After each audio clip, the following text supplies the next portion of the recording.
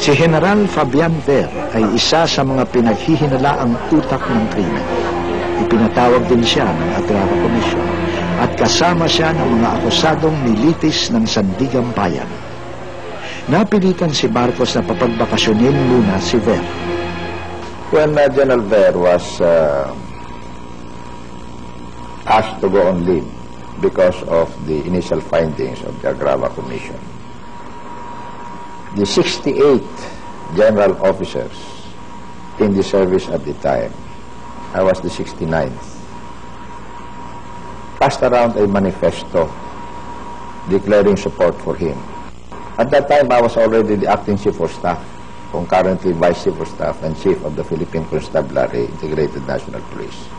I refused to join in that manifesto. I was the only one who refused among the general officers.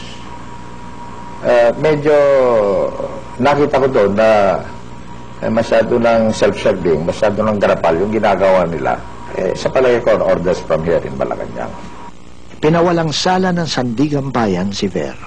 Agad siyang ibinalik ni Marcos sa dating pwesto, lalong tumindi ang galit ng taong bayan.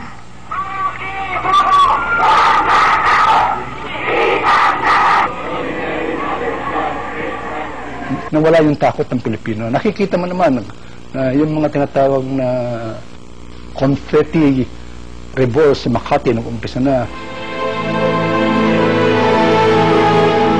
Things are beginning to unravel at that point. But I think it was also universally felt at the time that stability was like a ball of thread, and having slipped from your hands, it is not easy to pick up the pieces and make it whole again. Sa mismong hanay ng militar, lumaganap ang disgusto. Nabuo ang Reform the Armed Forces Movement o RAM. The activities of RAM intensified in '83 primarily because of the assassination of Ninoy Aquino. Soldiers are used to this violence. They're used to it.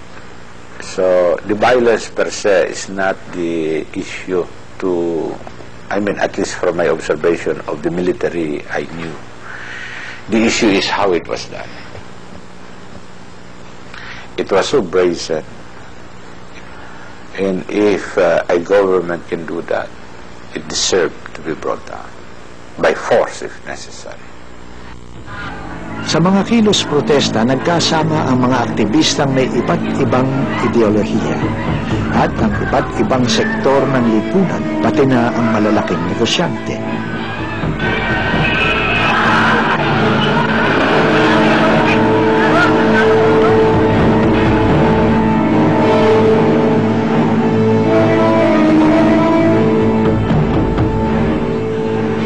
Lumakas din ang tinatawag na alternative press, mga periodiko at magazine palaban at walang takot tulad ng Malaya at Mr. and Miss Special Edition.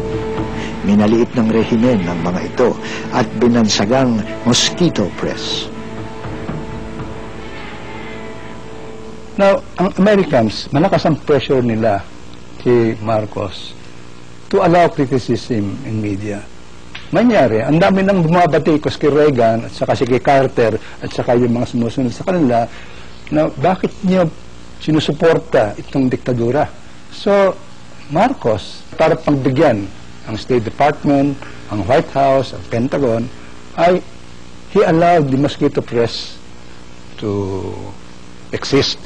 Nabalisa ang Estados Unidos sa lumalalang kalagayan ng bansa, lalo na sa mabilis na pag-unlad ng impluensya at saklaw ng CPP, NPA, NDF.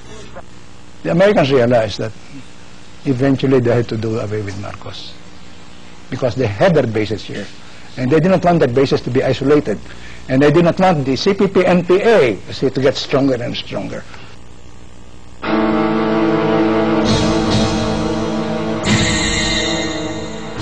Nung dumating yung 1985, ay unang-una, seryosong-seryoso na yung sakit ni Marcos.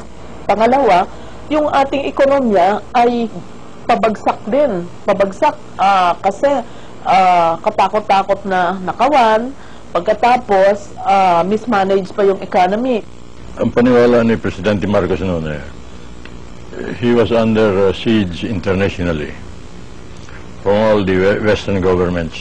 Gusto niya mag-communicate sa American people through David Brinkley Shaw that he was willing to go through national elections, presidential elections. And that will prove, you see, that he is not the ruthless, hungry, despotic dictatorship that the American media was picturing him to be. Doon siya nagkamali. Malaking pagkakamali niya yun. Doon nag-umpisa ang kanyang fall. I announce that I am ready to call a snap election, perhaps earlier than 8 months, perhaps in 3 months or less than that.